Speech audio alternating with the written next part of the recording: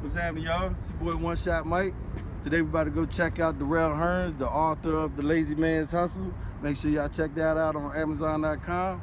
Get a little bit more info about how he got started writing and go from there. This right here is Arealaview. Thanks for watching. Yeah. Coming to you from the DMV. By the way of the 703. Northern VA at that, and resting to be exact. I go by the name One Shot Mike of One Shot Enterprise. So this is what this is, y'all. We all have different perspectives in which we view the world. What I'ma do is bring you closer to the people and the issues that interest me. Y'all let me know who or what y'all want to see next. Before I take you anywhere, I always break down my reasons for each interview. When we get there, I hit them with a few questions, get a few answers, get their perspective on a few things, and if it's an artist, might even get them to spit a verse or two. Whatever we do, the goal is to bring you my perspective of Arealaview. Alright, now let's get into it. One shot. Arealaview.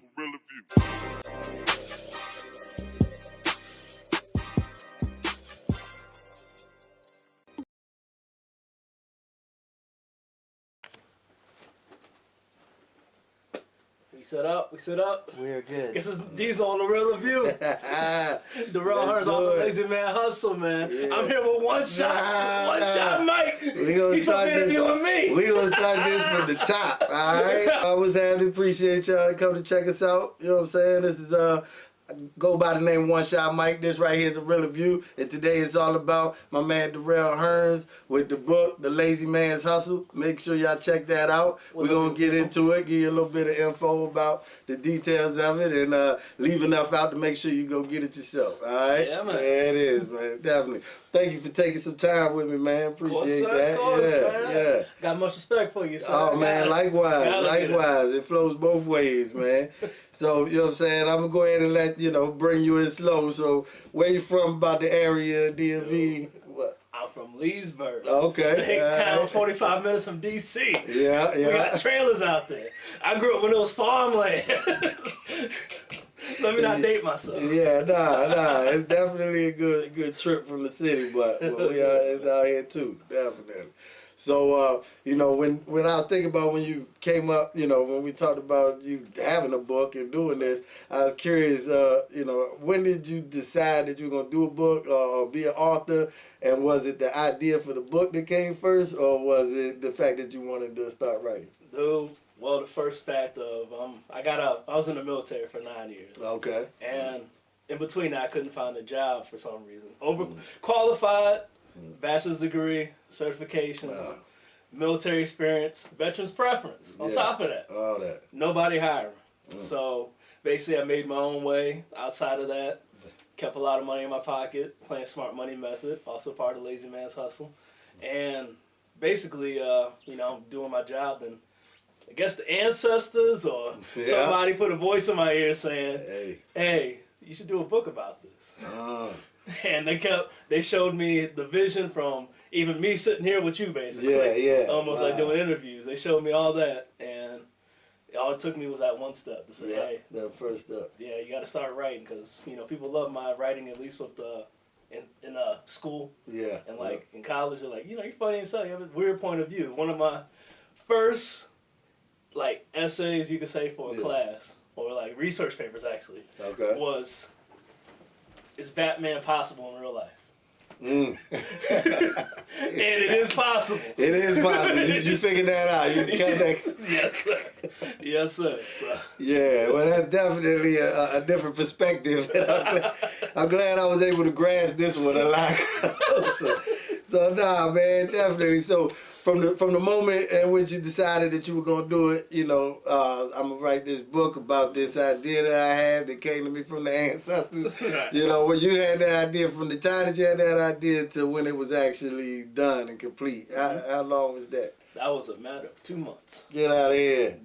They put it on my heart, and I just, every day. Just. You was obedient to that idea. I got to get it out of me. Get it done. That's dope, man. Felt good, and I knew I was going to inspire some people. So, I mean, from what I've been told, everybody loves it. They said it's funny as hell. So Yeah. it wasn't for me. It was for the people. Yeah, and I mean, it definitely has its humor in it, but I wouldn't even limit it to that. You know, it's valuable. It's definitely there's some jewels in there, and we're gonna pull out a few of those. You know what I'm saying?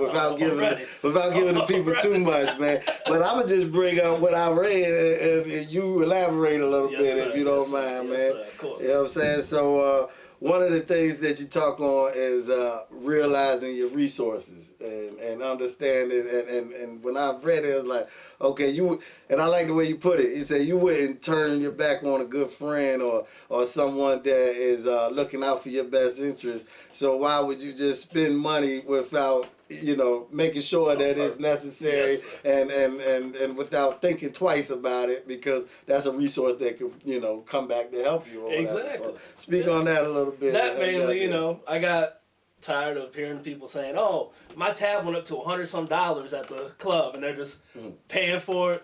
And then, like, the next day, they're asking me for money for cigarettes. Or asking me for money to go to school. Or, you know what I'm talking about? So I had to put that in the book because that's resources that can help you out in the future. You know, a business license, what? In some places, $250, $100. All that $100 money could have gone to you building your own business legally, legitimately. And having your own license, getting your taxes. Is proven. Straightforward is the best way. That's all. Yeah, man, definitely. So when you put this book together, were you thinking about what perspective were you coming at the end listener on? More as a financial tool, like to help you prepare yourself, or more of on a entrepreneur aspect? Entrepreneur aspect, 100%. I want. You know, you can have the money. Yeah. You can have all the money pile up, keep it to yourself, not do anything with it. But an entrepreneur knows that resource is, you know, for people to help build them up, because you can't build anybody up from the bottom, really. Yeah. That's well, right. not if you're coming from the bottom, you build from the bottom. But if you're coming from the, you don't have it's hard to build somebody else exactly. Gotcha. So I mean, if you haven't been there or spoke to the people that are there, why are you know, trying to? That's where I'm at, right? Yeah. So you come meet them where they are, pretty much. Exactly. You know what I'm saying? That's not to put anybody down or assume anybody's situation, but if you're going to talk to a group of people that are, you know, most likely have the ideas but not the fortitude to go do it, you need to start with the laziest of the bunch. I guess. You know what I mean? The ones that actually need that kickstart. Exactly. You know what I mean? That's I talk to the doers. That's who. Yeah. You know, I didn't know this. I worked at a job for 9 years. Okay. Plus, trying to find jobs afterwards were seasonal work. I just knew in the back of my head, like, this isn't me. I should be building for something. This isn't. Yeah. And you just give them your money. That's another resource out of your pocket. That could go into something totally different. That's more focusing on yourself. That's a part of that, and building yourself. Yeah. Because skills are another resource. Yeah.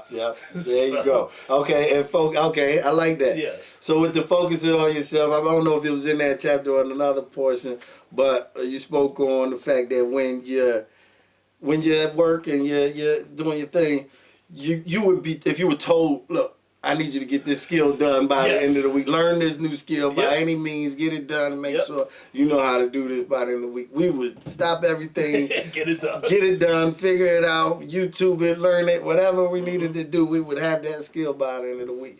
And I noticed that you touched on that. So just elaborate. With that, like somebody else tells you to do something, you're already automatically doing it. But if your mind tells you to do something, you got to make excuses. Oh, I can't do this. Oh, this is not that. Why do we not take our own lives as serious as another person's life? You know, that's why we, you know, allowing ourselves to be, you know, what's that called? Overworked. Yeah.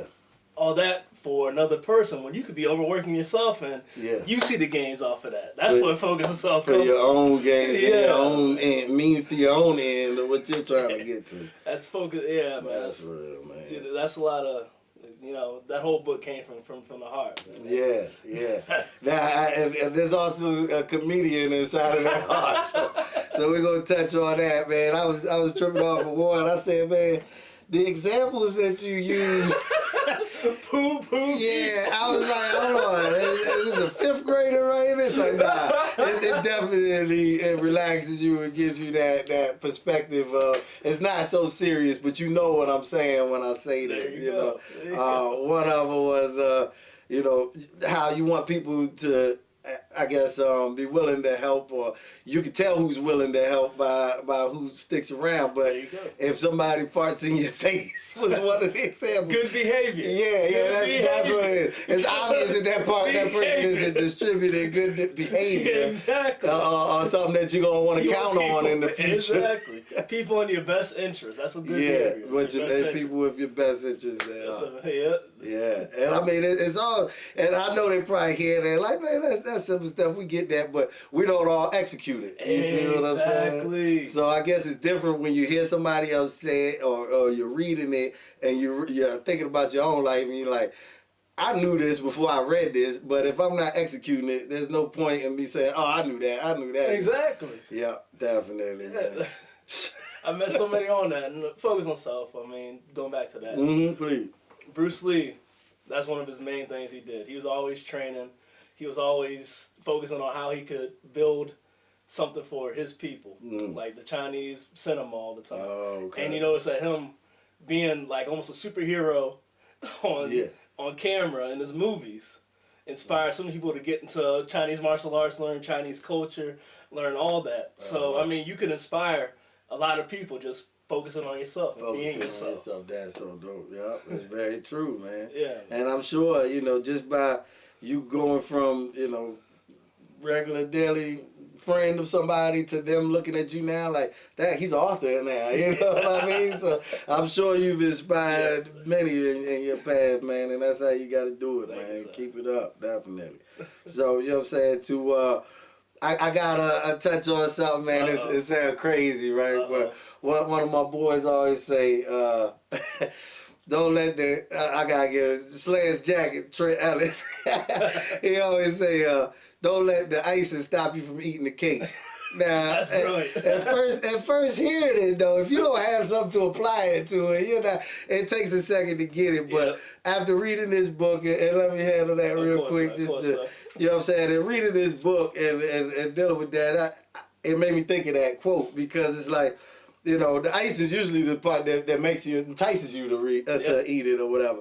But when it came to this book and I'm looking at it, it's like one person might say, oh man, it's kind of short. I don't think that's going to really make a difference. Or they might find one or two errors or issues or something and be like, oh no.